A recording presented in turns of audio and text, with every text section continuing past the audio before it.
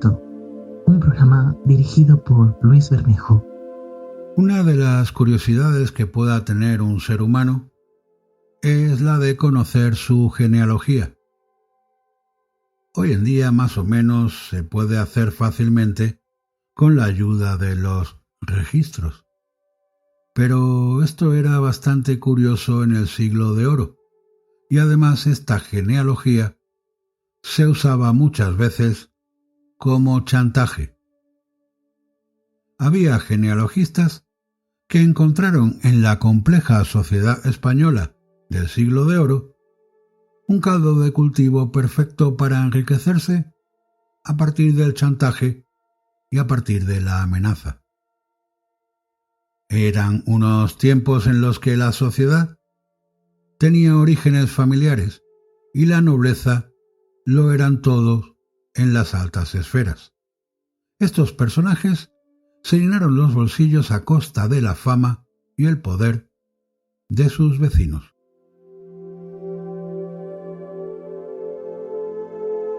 La sociedad española de aquel antiguo régimen se caracterizaba por la obsesión nobiliaria y por la limpieza de sangre, dos cualidades que se debían poseer, o por lo menos aparentar, para formar parte de clases dirigentes locales y nacionales.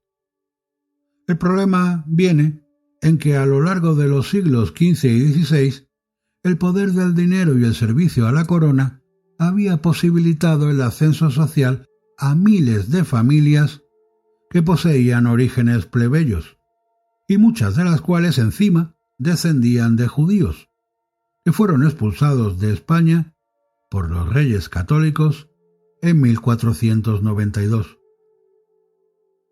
Las familias de estos nuevos jueces, obispos, consejeros, patriciado urbano, militares, descendientes de convertidos al cristianismo, entre 1391 y 1492, según los casos, se habían ido paulatinamente asimilando al modo de vida dominante.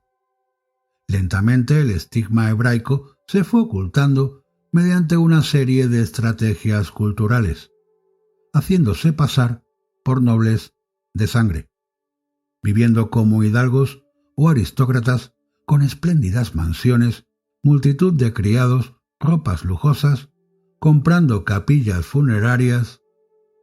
Pero el manto de silencio que se extendió sobre el tema no fue suficiente.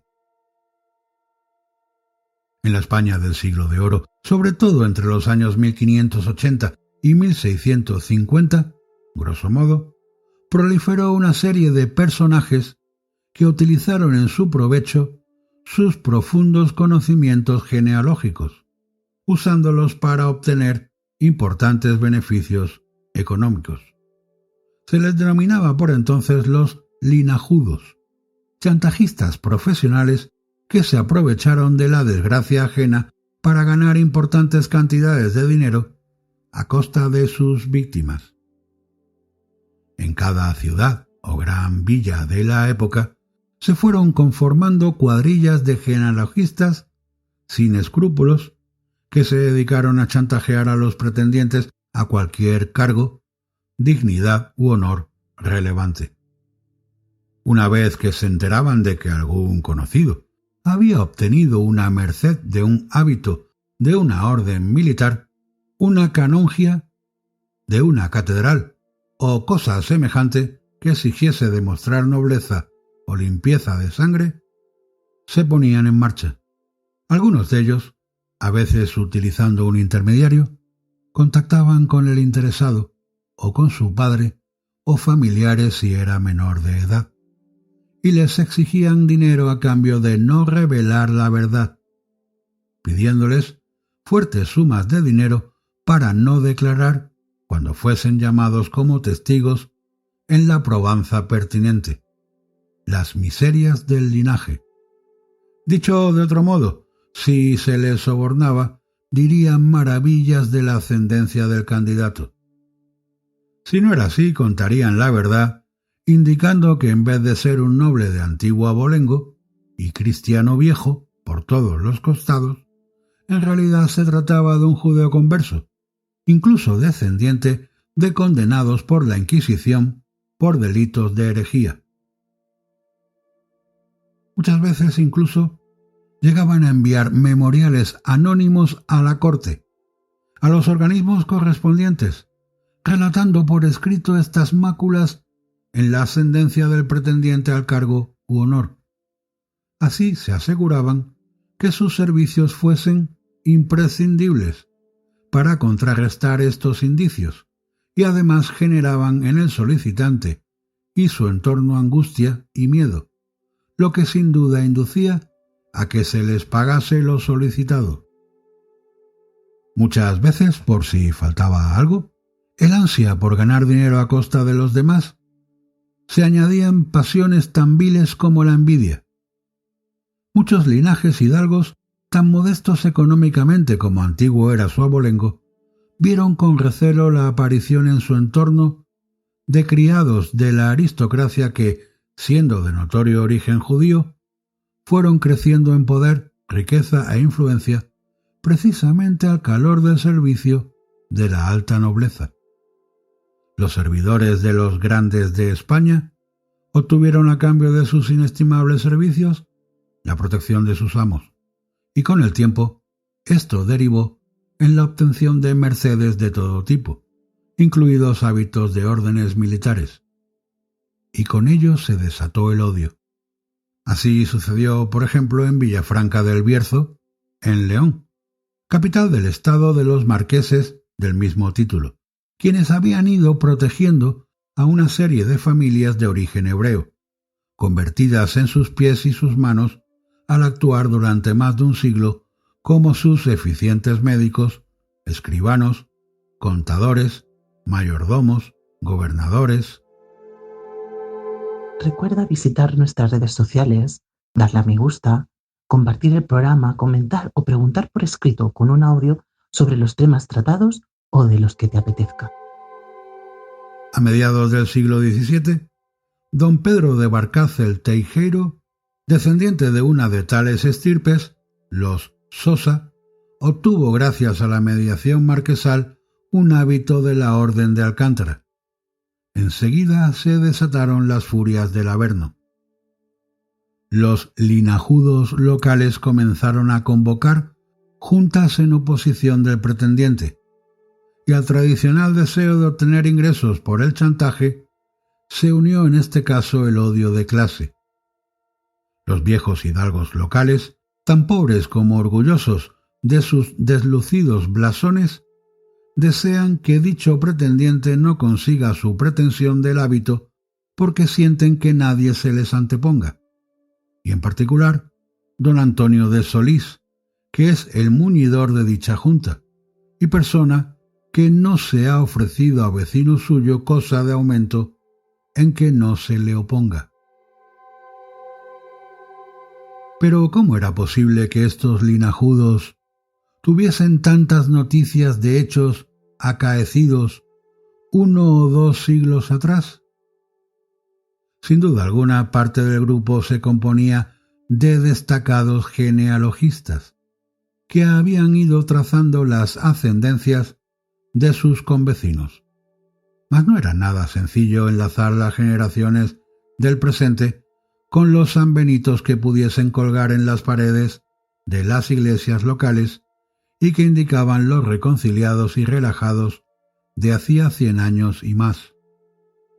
No digamos ya si se trataba de conversos aún más antiguos.